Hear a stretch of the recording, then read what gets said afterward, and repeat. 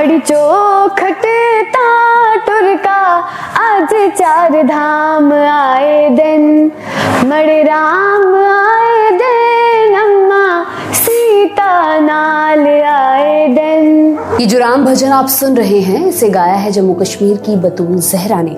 बतूल जहरा जम्मू कश्मीर के उरी जिले की रहने वाली हैं। उन्होंने भजन खास तौर पर पहाड़ी भाषा में लिखा, इंटरनेट पर अपलोड होते ही तेजी से वायरल होने लगा। जो राम टेम्पल की जो इवेंट है, जो सेरेमनी है, ये एक ग्लोबल इवेंट है।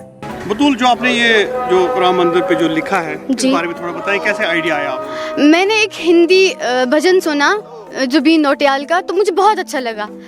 तो उस वजह से मैंने कहा कि जब ये हिंदी में गा सकते तो मैं इसे अपनी पहाड़ी लैंग्वेज में क्यों नहीं गा सकती। तो मैं बैठी कॉपी पेन लेके मैंने ये भजन अपनी पहाड़ी लैंग्वेज में गाया, मेरी मदर टंग में गाया। तो फिर मैंने इसे क्या किया, मैंने इसे रिकॉर्ड किया। रिकॉर्ड करके मैंने सर को सुनाया। सर ने कहा हाँ बहुत अच्छा है।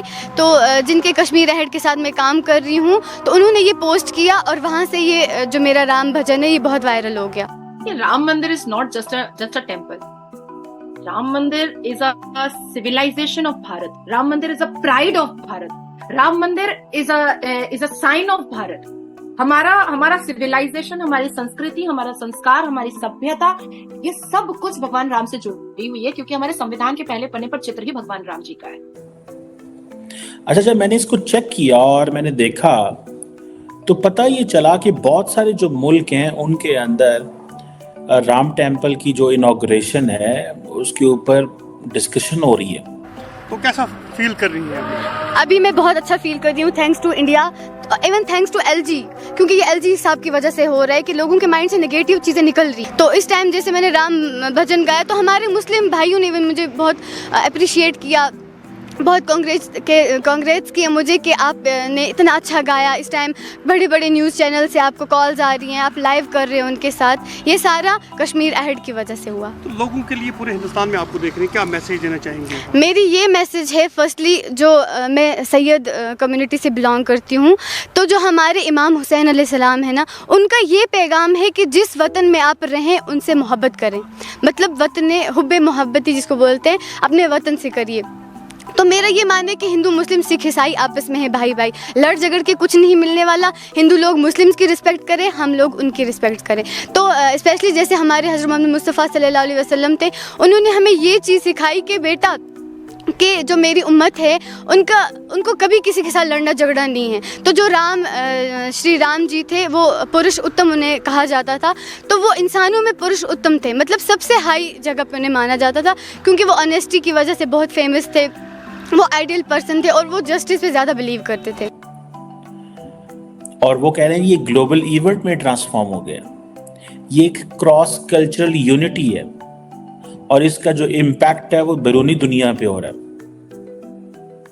अच्छा, मेजॉरिटी आप देखें, अगर ये जो बहुत सारे लोगों को नहीं पता या पता होगा कि फॉर एग्जांपल इसकी हिस्ट्री क्या है, माजी क्या था, ये कैसे राम टेम्पल बना, ये कैसे डेवलपमेंट्स हुई, लेकिन जो चीज़ सामने आ रही है वो ये है कि इसमें यूरोप से, अमेरिका से, ऑस्ट्रेलिया से, यूनाइटेड किंगडम में, बहुत सारी जगहों में, फॉर एग्जांपल टाइम्स स्क्वायर में जो है इसके ऊपर लगा हुआ है, लाइव ब्रॉडकास्ट हो सकती है। किसी ने बताया जनाब कि ये जो एक कार रैली हो रही है अमेरिका के अंदर और जिसमें 500 से ज़्यादा राइडर्स ने हिस्सा लिया, बैनर्स लगाए और कहा जी कि ये हम जो कार रैली कर रहे हैं that is for the Ram temple के लिए, जिसमें अमेरिकी फ्लैग्स भी थे, इंडियन फ्लैग्स भी थे।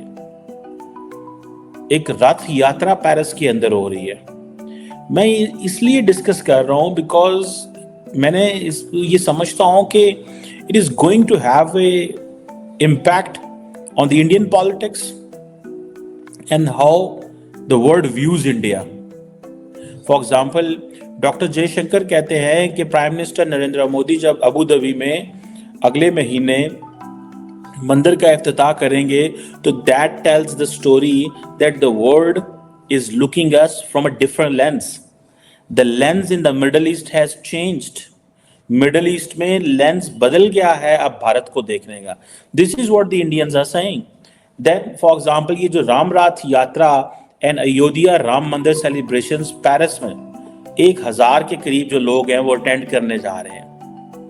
वो प्रॉपर वहाँ पे जो उसकी इनविटेशन कार्ड्स हैं और ये सारा कुछ हो रहा है।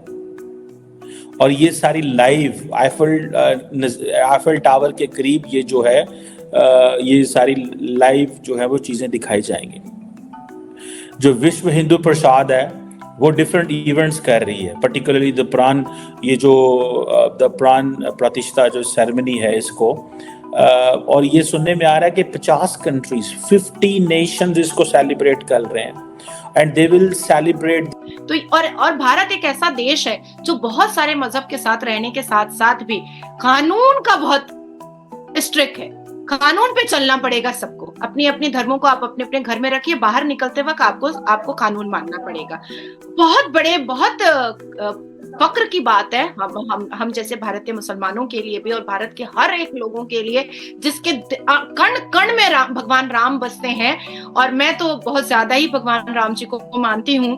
देखिए न्यूयॉर्क के जो मेयर हैं एरिक एडम्स, उन्होंने तो वहां पर न्यूयॉर्क के राम मंदिर में खड़े होकर के अपने स्टेटमेंट को मीडिया को दिया है कि हम तो सेलिब्रेट करेंगे 22 जनवरी। और वहां के आइकॉनिक टाइम्स स्क्वायर में लाइव टेलीकास्ट पूरा इनॉग्रेशन से लेकर के जितने भी अयोध्या में समारोह होगा 22 जनवरी को, वो पूरा आइकॉनिक टाइम्स स्क्वायर में लाइव दिखाया जाएगा। साथ साथ इंडोनेशिया भी दिखाएगा, साथ साथ अमेरिका भी दिखाएगा, साथ साथ ब्रिटेन भी दिखाएगा, साथ साथ इटली भी दिखाएगा। तो